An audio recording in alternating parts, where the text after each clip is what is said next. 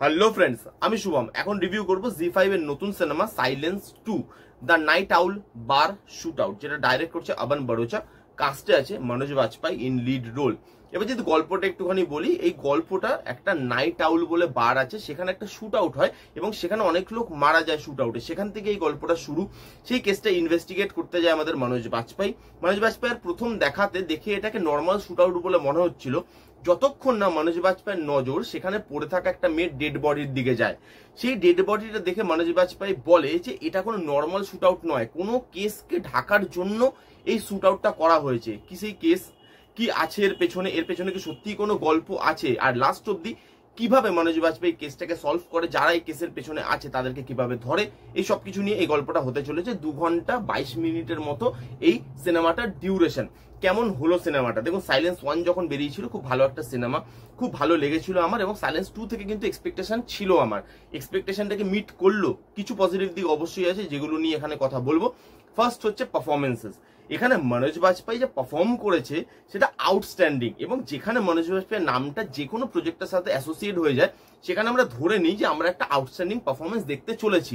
এখানে যে রোলটা করছে একটা এসিপির রোল, এবং এরকম ধরনের পুলিশ অফিসারের রোল যে রাফ অ্যান্ড টাফ, সেরকম রোল মনোজ বাজপেয়ী এর আগে অনেক করেছে। তো এই রোলটা তার কাছে ইজি ছিল।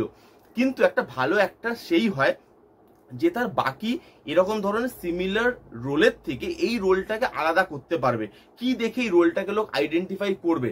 এখানে কিন্তু মনোজ বাজপেয়ী যেভাবে বাকি রোলগুলোর থেকে এটাকে ডিফারেন্সিয়েট করেছে সেটা আউটস্ট্যান্ডিং। তার বডি ল্যাঙ্গুয়েজ, তার কথা বলা, তার ডায়লগ ডেলিভারি, এক একটা ফেসিয়াল এক্সপ্রেশন আউটস্ট্যান্ডিং। এবং প্রত্যেক জায়গায় সে প্রমাণ করছে যে সে কেন বাকি অ্যাক্টরদের থেকে আলাদা এবং তাকে কেন অ্যাক্টিং এর মাস্টার ক্লাস বলা হয়, এবং প্রত্যেকটা জায়গায় মনোজ বাজপেয়ী সেটার প্রমাণ দেয়। আউটস্ট্যান্ডিং একটা পারফরমেন্স দিয়েছে মনোজ বাজপেয়ীর ক্যারেক্টারটা আপনি জাস্ট এনজয় করবেন। তার সাথে প্রাচী দেশাই আছে, আরো যারা যারা সাইড পারফরমেন্সেস ছিল, সাহিল বৈদ ছিল, প্রত্যেকে এখানে ভালো কাজ করেছে এবং প্রত্যেকের পারফরমেন্স কিন্তু ভালো। তো এই সিনেমার থেকে পারফরমেন্স আপনি একটা ভালো কিন্তু দেখতে চলেছেন, এটুকু আমি বলতে পারি। নেক্সট যেটা নিয়ে কথা বলবেন, স্টোরিটা বেশ ভালো। এখানে যেভাবে দেখানো হয়েছে যে একটা ক্রিমিনাল, তারও সঙ্গে তার ছোটবেলায় তার সঙ্গে এমন কোনো ক্রিমিনাল অ্যাক্টিভিটিস হয়েছে যার জন্য বড় হয়ে সে একটা ক্রিমিনালে কনভার্ট হয়েছে, সেই জিনিসটা বা যে স্টোরিটা কিন্তু ভালো। যেভাবে গল্পটাকে বানানো হয়েছে, লেখা হয়েছে, সেটা কিন্তু বেশ ভালো লাগে। গল্পটার বেসিক প্লট লাইনটা কিন্তু বেশ ভালো, এবং টুইস্ট অ্যান্ড টার্নস কিন্তু ওয়ার্ক করে। এরকম ধরনের ক্রাইম থ্রিলার বা ইনভেস্টিগেশন থ্রিলার টুইস্ট অ্যান্ড টার্নসটা ওয়ার্ক করা খুব জরুরি। লাস্টের দিকে যে টুইস্ট অ্যান্ড টার্নস গুলো দেয় ওগুলো প্রেডিক্টেবল নয়, আমার জন্য তো নয়। কেউ যদি ধরে থাকেন টুইস্ট অ্যান্ড টার্নস মুভি দেখতে দেখতে, তারা আমাকে কমেন্ট করে জানাতে পারেন। আমার জন্য প্রেডিক্টেবল ছিল না টুইস্ট অ্যান্ড টার্নস গুলো, সেই জন্য টুইস্ট অ্যান্ড টার্নস গুলো আমি বেশ এনজয় করেছি, আর টুইস্ট অ্যান্ড টার্নস গুলো আমার জন্য ওয়ার্ক করেছে। এই ছিল মোটামুটি পজিটিভ দিক। এবার যদি নেগেটিভ দিকে চলে আসি, আপনি যদি সাইলেন্স 1 দেখেন এবং সাইলেন্স 2 দেখেন, তার মধ্যে সব থেকে বড় ডিফারেন্স হচ্ছে রাইটিং এ। আপনি যদি 1টা দেখেন, 1টার রাইটিং এবং স্ক্রিন প্লে রাইটিং খুব এঙ্গেজিং করা হয়েছিল। এখানেও রাইটিংটা এঙ্গেজিং, কিন্তু এই স্ক্রিন প্লেটার মধ্যে বা এই ইনভেস্টিগেশন রাইটিংটার মধ্যে প্রচুর লুপহোলস আছে।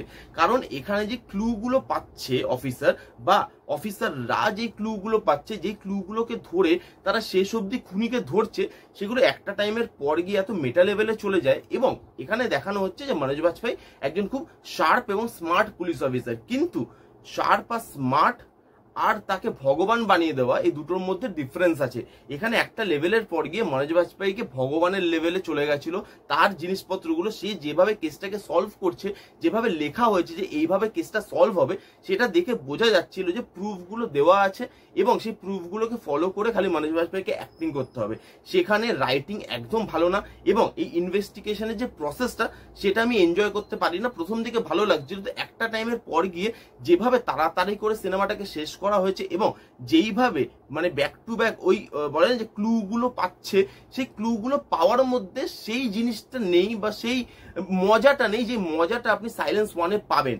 এখানে এই ইনভেস্টিগেশন প্রসেসটা আমি খুব একটা এনজয় করিনি। তার সাথে লুক অ্যান্ড ফিল, এই সিনেমাটার লুক অ্যান্ড ফিল 1-এও খারাপ ছিল, এখানেও খারাপই আছে। লুক অ্যান্ড ফিলটা খুব ল্যাভিশ নয়, এখানে ল্যাভিশ করা যেত, জয়পুরে শুট করা হয়েছে, তো এটাকে আরো ভালোভাবে এবং আরো ভালো প্রোডাকশন কোয়ালিটি দিয়ে আনা যেত, কিন্তু এখানে লুক অ্যান্ড ফিলটা খুব একটা ভালো নয়। আর এখানে যে ইমোশনাল পার্টটা দেওয়া হয়েছে, কিছু মেয়ের গল্প আছে এখানে, সেই মেয়েগুলোর মধ্যে যে ইমোশনাল পার্টটা রাখার চেষ্টা করেছে মেকাররা, বা এখানে যে খুন করছে বা যে দোষ করছে তার সাথে একটি ইমোশনাল পার্টের পার্ট রাখার চেষ্টা করা হয়েছে মেকার্সদের তরফ থেকে, সেই ইমোশনগুলো কোথাও গিয়ে ওয়ার্ক করে না। সেই ইমোশনগুলো মনে হয় জাস্ট লাস্ট সিনে ইমোশনটাকে আনা হয়েছে এবং সেই ইমোশনটা অডিয়েন্সের সাথে, আমার সাথে কোনোভাবে কানেক্ট করেনি বলে আমার মনে হয়েছে। এবং যতটা এক্সপেকটেশনে আমি বসছিলাম এটা দেখতে, ততটা এক্সপেকটেশন আমার মিট হয়নি।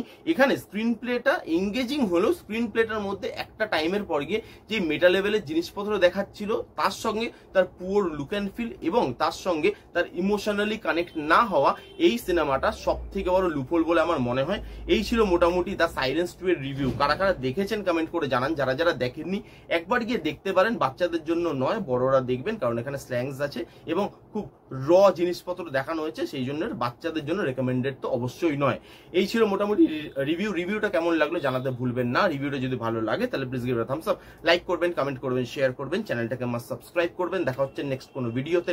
ততক্ষণ bye bye, take care and be safe.